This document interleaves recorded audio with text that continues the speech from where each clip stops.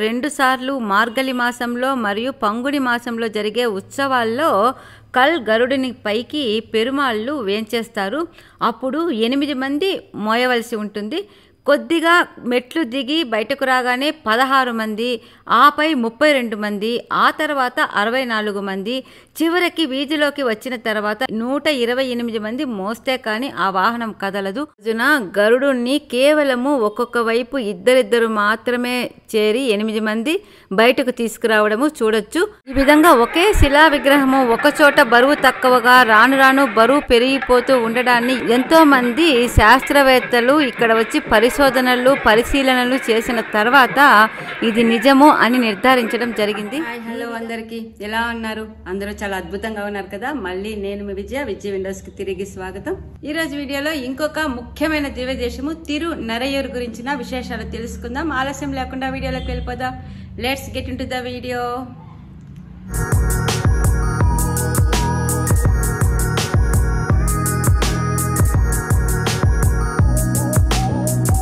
దివ్యదేశము 24 తిరునరైయూర్. ఇది కుంభకోణంకి దాదాపు 10 కిలోమీటర్ల దూరంలో ఉంటుంది.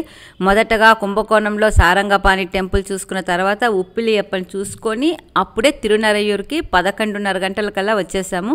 తిరునరైయూర్లో ఈ టెంపుల్ని నాచియర్ కోయిల్ అని, కల్ గరుడ సన్నిధి అని పిలుస్తారు.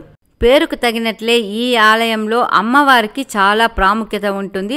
దివ్యదేశాలన్నింటిలోకి ఉరయూరు, వానమానులై మరియు ఈ తిరునరైయూర్లలో అమ్మవారి ఆజ్ఞ ప్రకారమే పూజలు జరగడము, అమ్మవారికి ఆధిక్యత ఉండడము మనం చూస్తాము.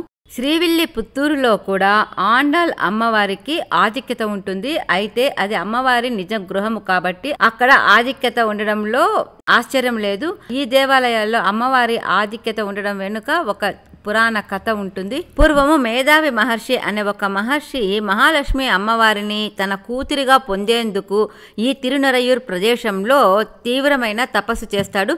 అతన్ని తపస్సు ఫలించి మహాలక్ష్మి అమ్మవారు ఒక చిన్న పాప రూపంలో ఇక్కడికి దగ్గరలో ఉన్న వంజుల వృక్షం కింద అతనికి కనిపిస్తుంది. అందుకే ఆమెకి వంజులావల్లి అని పేరు పెట్టుకుంటాడు. వంజుల వృక్షము అంటే తెలుగులో గూగుల్లో చూసినప్పుడు ఆకాశమల్లి అని కనిపించింది. మామూలుగా తమిళంలో మా ఉండదు కాబట్టి అమ్మవారిని మంజులవల్లి అంటారు. మంజులా వృక్షము అని దీనిని చదువుకోవచ్చు.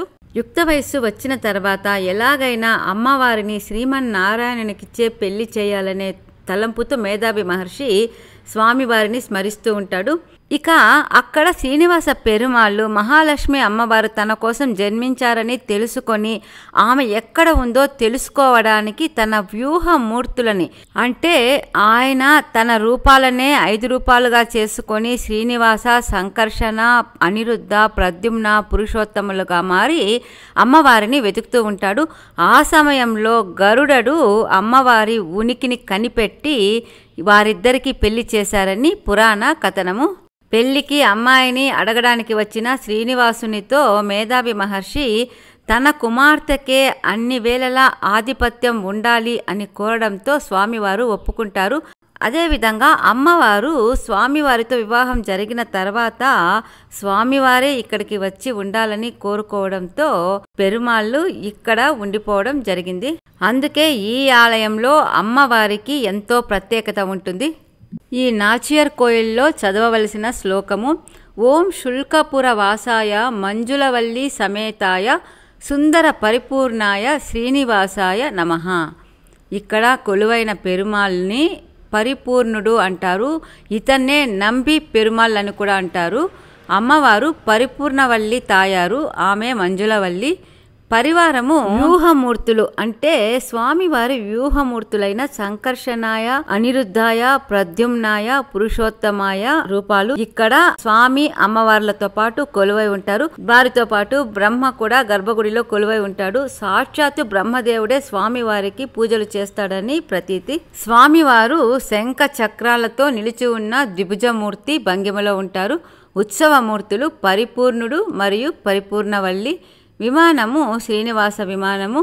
ఈ దివ్యదేశాన్ని కీర్తించిన ఆళ్వార్లు తిరుమంగై ఆళ్వారు మరియు పెరియ తిరుమూలి. ఈ ఆలయాన్ని కల్ గరుడ సన్నిధి అని కూడా పిలుస్తారని ఇంతకుముందే చెప్పుకున్నాం కదా. ఇక్కడ గరుత్మంతునికి ప్రత్యేకమైన గర్భాలయము ఉంటుంది.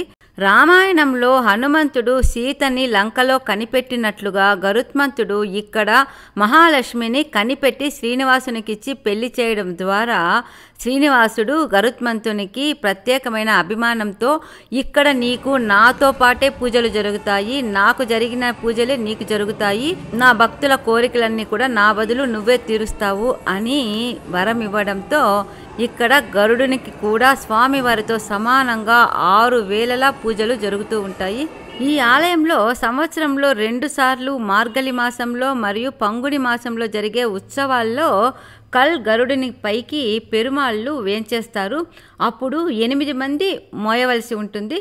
కొద్దిగా మెట్లు దిగి బయటకు రాగానే 16 మంది, ఆపై 32 మంది, ఆ తర్వాత 64 మంది, చివరికి వీధిలోకి వచ్చిన తర్వాత 128 మంది మోస్తే కానీ ఆ వాహనం కదలదు. గర్భాలయం నుండి బయటకు తీసుకొని వచ్చేటప్పుడు కేవలం 8 మంది మాత్రమే సరిపోతారు గరుత్మంతుడిని బయటకు తీసుకురావడానికి.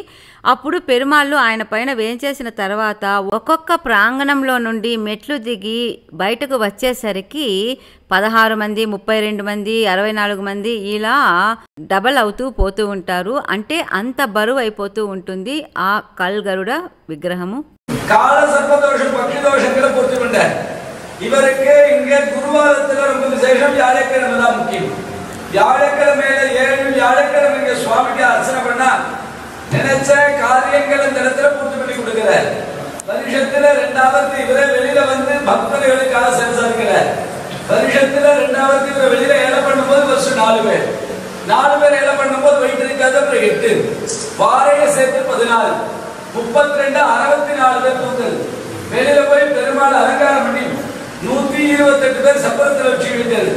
வீதிக்கு போயிட்டு உள்ள வரும்போது 64 32 16 8 அதே போல 4 பேருக்கு உள்ள வருவார். புருஷாய மகேஸ்வராய தீமஹி தன்னோ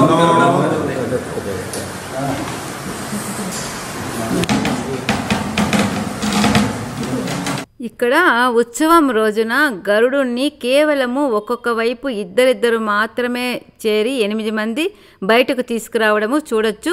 ఇక్కడ గరుడిని పైకి పెరుమాళ్ళు వేంచేసిన తర్వాత ఒక్కొక్క వైపు 4 పట్టుకొని ఒక ప్రాంగణము బయట వస్తారు. ఒక్కొక్క ప్రాంగణము మెట్లు దిగేసరికల్లా అదనంగా ఇంకొంతమంది చేరితేనే కానీ ఆ బరువు మోయడం సాధ్యం కాకపోవడాన్ని మనం ఇప్పుడు చూడొచ్చు. ఇలా మొత్తము ప్రాంగణము బయటకు వచ్చేసరికి ఒక్కొక్క వైపు దాదాపు 32 మంది పట్టుకుంటే కానీ దాన్ని మొయ్యలేని స్థితికి చేరుకుంటారు.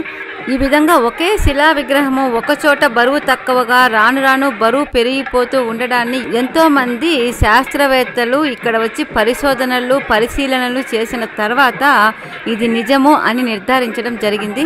ఈ విధంగా 6 గంటల సేపు ఒక్కొక్క వైపు 32 మందితో మొత్తము 128 మంది ఈ పల్లకిని మోస్తుండగా ఊరేగింపు జరుపుతారు.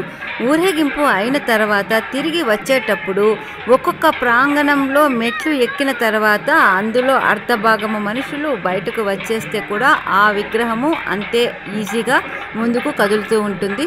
పండితులు ఈ వింతలో ఉన్న సూక్ష్మ రహస్యాన్ని ఈ విధంగా చెబుతారు. ఇక్కడ అమ్మవారి వాహనము హంస వాహనము. అమ్మవారికి ఇక్కడ ప్రథమ పూజ కాబట్టి ఆమె ముందు వెళ్ళిన తర్వాత గరుడడు ఆమె వెనుకాల నడవాల్సి ఉంటుంది.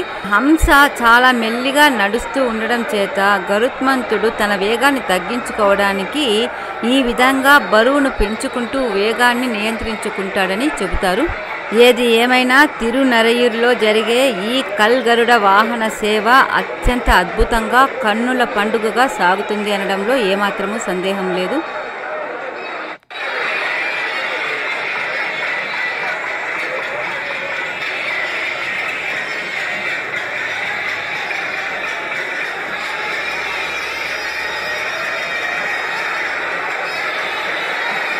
ఈ స్వామివారికి బూరెలు అంటే చాలా ఇష్టము. వీటినే ఇక్కడ అమృత కలశాలు అని పిలుస్తారు. జాతకంలో కాలసర్ప దోషాలు ఉన్నవారు, తీరని కోరికలు ఉన్నవారు ఎవరైనా సరే ఈ కల్ గరుడునికి అమృత కలశాలు సమర్పించుకొని పూజ చేసుకున్నట్లయితే వారి జాతక దోషాలు రూపుమాసిపోవడమే కాకుండా వారు కోరిన కోరికలు ఏవైనా సరే తప్పకుండా తీరుతాయని ఇక్కడి భక్తులందరూ ప్రగాఢంగా నమ్ముతూ ఉంటారు. మనము దర్శనానికి గర్భగుడికి వెళ్ళేటప్పుడు ఒక ప్రాంగణము ముందే కుడివైపున కల్గరుడ సన్నిధి ఉంటుంది. ఆయనకు ప్రత్యేక గర్భాలయం ఉంటుంది అని చెప్పుకున్నాం కదా. ఆయనకు 6 వేళలా శ్రీనివాసునితో సమానంగా పూజలు జరుగుతాయి. మనము ప్రధానంగా ఈ కల్గరుడ దగ్గరే పూజ చేసుకుంటూ ఉంటాము. ఆ పూజ అయిన తర్వాత స్వామివారిని దర్శనం చేసుకొని బయటకు వచ్చిన తర్వాత గర్భగుడి చుట్టూ ఒక ప్రదక్షిణలాగా వెళ్లాల్సి ఉంటుంది. గర్భగుడి వెలుపలి గోడ వైపున ఈ విధంగా స్వామివారి దశావతారాల శిల్పాలు చెక్కి ఉండటాన్ని మనము ఇక్కడ చూడొచ్చు. గర్భగుడి పైన ఉన్న గోపురంలో ఉన్న శ్రీనివాస విమానం అయితే అంత స్పష్టంగా కనిపించలేదు.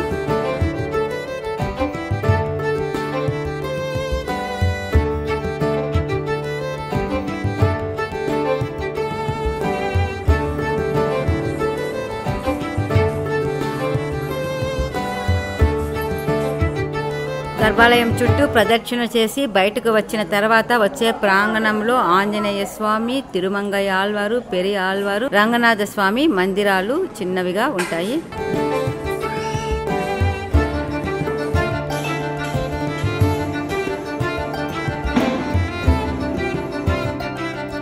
తమిళ వైష్ణవుల మహాప్రబంధము నలయిర దివ్య ప్రబంధంలో 4000 పద్యాల ద్వారా 12 మంది ఆళ్వార్లు 108 దివ్య దేశాలను కీర్తించడం జరిగింది.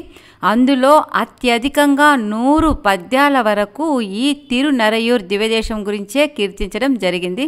ఈ ఆళ్వార్లలో ప్రముఖ ఆళ్వారు తిరుమంగై ఆళ్వారు యొక్క పంచ సంస్కారాలని ఇక్కడ శ్రీనివాసుడే ఆచార్యుడుగా జరిపించాడని కూడా పురాణ కథనము.